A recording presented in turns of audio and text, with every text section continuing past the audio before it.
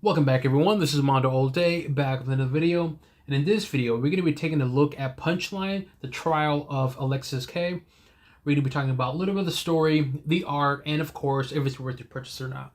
But before we get started, make sure you hit the subscribe button, turn on the support channel, to keep up to date and watch videos like this. So let's take a look at the front of the dust jacket. Pretty cool. I like the art. Here is the spine. You can see more there. The back. All right, now let's take a look underneath the dust jacket, which I really like this art piece. Take to the side. The front of the book looks like, which is pretty cool. The spine is just one piece, so I'll show you the full image of the story. The art. Pretty cool. I really like this. All right, now let's take a look at the art and talk about the story. So what is this story about? I mean, the title of the book says it right there, The Trial of Alexis Kaye.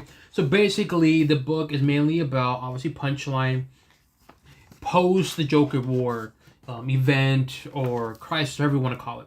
This is actually talking about her trial, aka going to court, and maybe she's going to be in jail for the rest of her life. And that's mainly what the book is about, is just a trial of her basically showing, she is saying she's innocent, that she was actually a victim from the Joker, and Joker was the one who kind of, I don't want to say too much, but let's just say gave her the encouragement to do what she did during the Joker War event, or however you want to call it. And that's mainly the story's about, and also does tell an origin story of Punchline. So if you want to know about Punchline, a little bit of the origins, and how she really is in terms of her personality, what she can do, this is a good book for that. And essentially, that's mainly what the book is about. Is, again, the trial of Punchline. And basically, she's proving her innocence. Now, as the story progresses, obviously, there is some issues that occur. And I won't say too much because I don't want to spoil it, because this is a short story. It's only like 6 issues, or 5 issues, I believe. And so, I don't want to say too much, but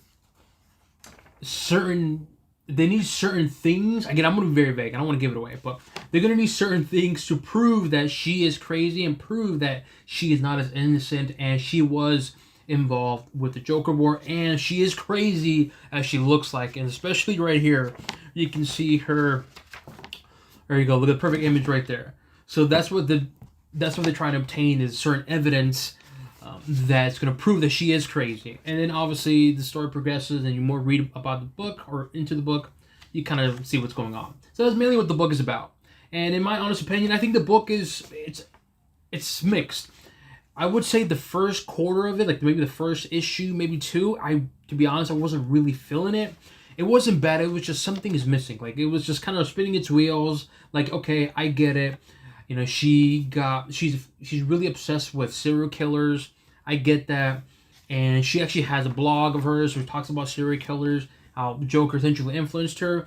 And that whole part of the whole story, I get it. And unfortunately, this book, it spins its wheels quite a lot, to where it's like, okay, I get what you're saying. I understand it. Let's move forward with it. But I will say, though, once you get past that portion of it, like, aka her origins of it, the book does pick up, and it actually gets really good. I really liked it.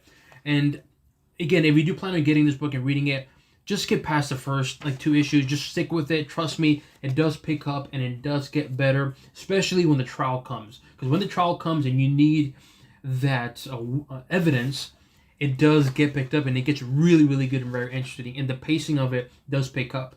Because, like I said, the pacing of it, like the first 2 issues, it's about average. It's not quick. It takes its time. They're trying to give it, but again, it's like spinning its wheels. Like I said, you know, you understand what the point of it, what the writer was trying to prove about her origins, and it's like, okay, I get it. Come on, let's just step up with it. But I'm telling you, once you get past that, once you get to the 3rd issue, it does pick up, and it's a lot more enjoyable, and the pacing does get a lot better. And I really liked it. Again, towards the end, I really liked it. The first 2 issues, not a big fan of it, unfortunately, but it does pick up. The one thing I dislike about the finale, the ending of it, is it doesn't, not so much it doesn't make sense, but it contradicts to how they establish her in this story. I don't want to say too much, but within this story, they make Punchline very, very smart in the sense that she's always one step ahead of you. And they say that in the story. They clearly say that Punchline is a villain, but she's always one step ahead, and she never makes mistakes. And I'm saying this because the way how this book ends, this whole trial ends, it's like, well, she would know you would do this, and I say you, I don't want. There's a character named Bluebird, so Punchline would know that Bluebird would do such a thing. And again, I know it doesn't make any sense because I don't want to spoil it, but if you do read it, you'll know what I'm talking about. Especially, again, this is just towards the end, like the last page of the book, where it's like, wait a minute, Punchline would know that would happen, and she's that smart. She would predict that easily. So that's the only downside I did not like about the finale. But prior to that, I really liked it though. So overall, for me, in my opinion, I really like this book, man. I think it's a good story. But again, you just have to just push that first 2 issues. Once you get past those first 2 issues, it does pick up. It does get a lot better. And it starts making sense. And it connects everything.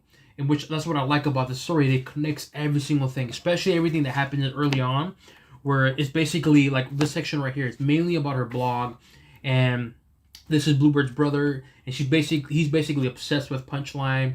And this is just basically showing Punchline's like blogs and how she's obsessed with serial killers and so forth. Again, I don't want to say anything, give anything away, but as I mentioned though, the story's really good, man. It just does pick up towards the end. The finale is just kind of like, oh, really? Come on now. You said she was smart.